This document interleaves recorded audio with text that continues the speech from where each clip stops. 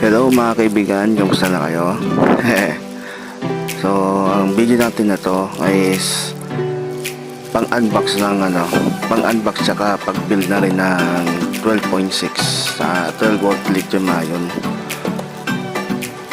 So, bumili kasi ako ng bagong baterya. Ang ano na ito kasi, ipapakita ko rito sa right side ng screen yung pinagbilang ko sa Shopee, no? So, ito ay may capacity na 2,200 mAh. Tapos ano siya, yung battery nito ICR, no? ICR na type na battery. Sa pagkakaalam ko kasi yung mga ICR is gawa ng Sony. Ewan ko kung tama ako, pakicorrect ako kung mali. Yan, bumili ako na ito kasi gusto ko level up naman yung budget. Kasi may budget naman i-level up ko yung capacity ng battery, no? So magsisimula ako dito sa 2,200 mAh hanggang sa makabili na tayo ng mga 3,000 pataas na lithium, no? Tapos pag nakaipon na tayo ng ipagkukumpara natin sila, no? Kung ano yung the best option. Tapos may nagre-request na rin sa akin ng 4S 16.8, which hirap ako para doon. Ito lang kasi kaya So itong parte ng video na mga kaibigan, so sinisimulan ko kasi ito i-test kaagad kasi bago lang siya, no? Ito yung maganda pag pag bago tinitest kaagad, no? So yung pinagtitest ko rito is yung power bank na 10,000 mAh kasi katumbas na ito dalawang cellphone. Tsaka nagcha-charge slow ng 6 to 7 hours. Yan, no? Tulad niya mga kaibigan, no? Sulat sa 12.6 at 12.4. At ito, nag-double check ako ulit.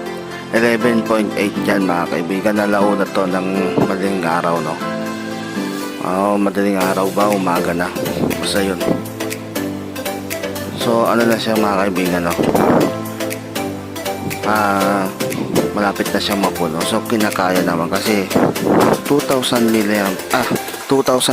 mAh tapos naka 12 volt. So definitely kasi naka 70 watts yung capacity ng battery nito. Pero gagawin ko siyang 12 amps. Yan. During dito sa test na to mga kaibigan, napansin ko kasi na matagal malobat. So nagtataka rin ako. So i-double check ko yung talagang capacity nito mga kaibigan, no? So hintayin lang natin hanggang sa mapuno tong power bank na to. Pagtapos ko i-test yung power bank mga kaibigan, dito naman sa sa 12 volt DC fan, kasi gusto ko i-try to dito kasi ito yung mostly na gamit ko. So ang setup kasi ng battery is 3S 3P, diba? Tapos naka-passive balancer lang ako. So pasensya na guys kung active balancer ang tawag ko rito.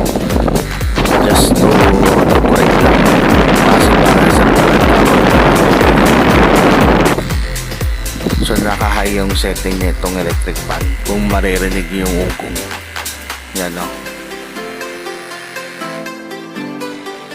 Yung bandang malapit na siya sa pagkalobat mga kaibigan is hininto ko na yung pagtitest na ito kasi alas 4 na rin ng hapon. Tapos hindi ko na screenshot yung oras na ito. Pasensya na, no? Tapos maligtad pa yung record.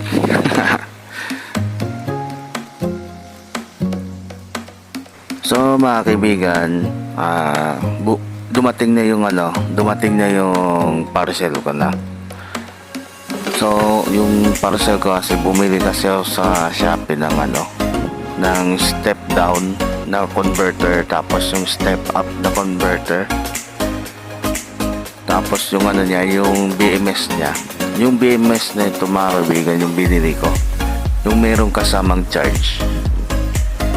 So makikita nyo dyan sa video mga kaibigan, no? Kung ano yung sinasabi kung may kasamang charge.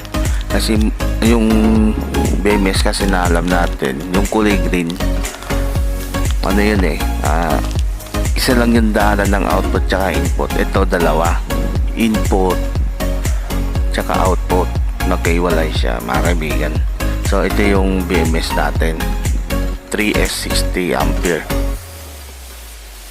So kahit hindi naman 60 ampere yung yung battery natin, okay lang to. Kasi magpro-protect naman din yan. Tsaka yung mga passive balancer niya, nag-ano talaga yan, magbabalance at magbabalance talaga yan during charging. Pag discharging kasi hindi yan nag-ano pag charging lang, dun siya gumagana. Tapos kung makikita nyo yung BMS dyan mga kaibigan, meron siyang positive and negative sa taas, ganun din sa baba, diba? Nandun yung sinasabi kong charge tsaka discharge. Tapos ito namang isa mga kaibigan,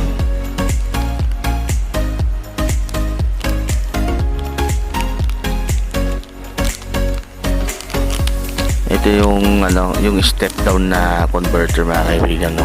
So bumili rin ako nito, 5 amps din naman to, katulad din to nung dati. Kasi ito mas mahaba nga lang to, tsaka madaling isiksik to dun sa mga case kung gagamit man ako ng case. Tapos ito, ang plano kasi talaga mga kaibigan is bumili ng BMS, tapos yung step up. Sinama ko lang yung step down kasi gusto ko rin may reserva ako, just in case masira yung pinang-charge ko, meron ako reserva, diba? Ulitin ko lang yung sinabi ko kanina, ito yung actual na photo mga kaibigan ng BMS na may charge tsaka discharge. Yan o, yung sa left side charge, tapos sa right side discharge. Sa video na to mga kaibigan, hindi ko na naipakita kung paano ko kinabit yung BMS sa battery. So kung makikita nyo, real time ng voltage niya is 12.4, tapos nakakonekta siya dito sa booster, then nakakonect dito yung clip sa multimeter. Okay, so para makita ko yung output niya. So yung BMS, kung makapansin nyo, na cover siya ng Ryzen yan para sa waterproofing. At dito mga kaibigan, nag-charge na ako nung pinakalobat kong power bank. Yan o. Gusto ko kasi makita kung magbabago yung output ng booster, kung bababa rin ba habang bumababa yung voltage. So ayun, sinaksak ko na yung USB ng power bank. Yan o.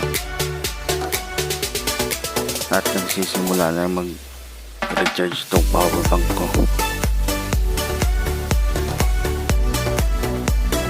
12.3 nung kinakain, so 1 millivolt lang.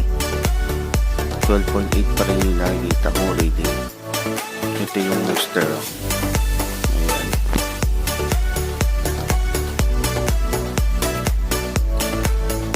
Kaya pala nilagyan ko ng booster to kasi gusto ko ma-maintain yung output voltage niya. So yung testing na to is para sa booster na.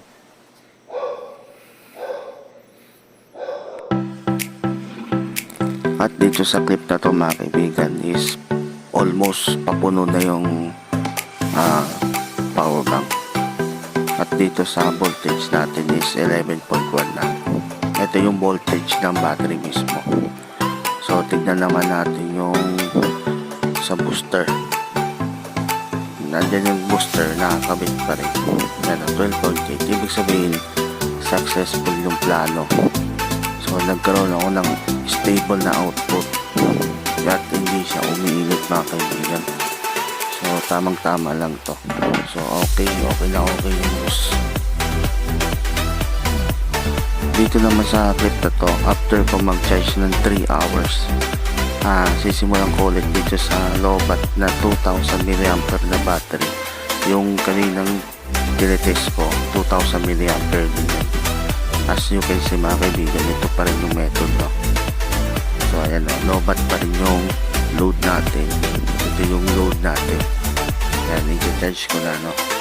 So 12.6 fully charge yung 12 volt battery. At ayan, nagsisimula na ako mag-recharge ulit. So para hindi natin malaman na tsamba, inulit ko ulit yung proseso. Tapos mga kaibigan, after ng mga 4 hours and a half, ito na yung resulta nung pagre-recharge ko. Bumaba na yung battery ng 11.4. Tapos pinix ko na yung yung boost converter. Ayan. Hindi na ako naglagay ng multimeter dyan kasi alam ko na hindi na bababa yung yung voltage na. Stable na siya doon sa 12.8. Tapos yung power bank na charge ko papuno na rin. So hintay-hintay lang tayo sa fully charge talaga na ito pag huminto na yung blink. Ngayon mga kaibigan, huminto na yung ating power bank sa pag-animate. So ibig sabihin fully charge na yan. Tapos yung natira nating voltage is 11.2 kasi na-recharge natin ng maayos yung mga 18650 na bago.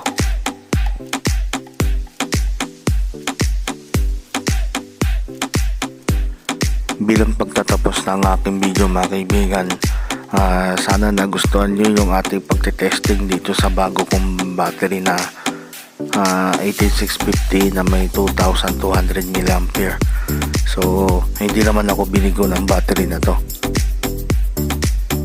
Sa totoo nga lang mga kaibigan, ang tagal niya malobat, tapos 3S3P lang siya.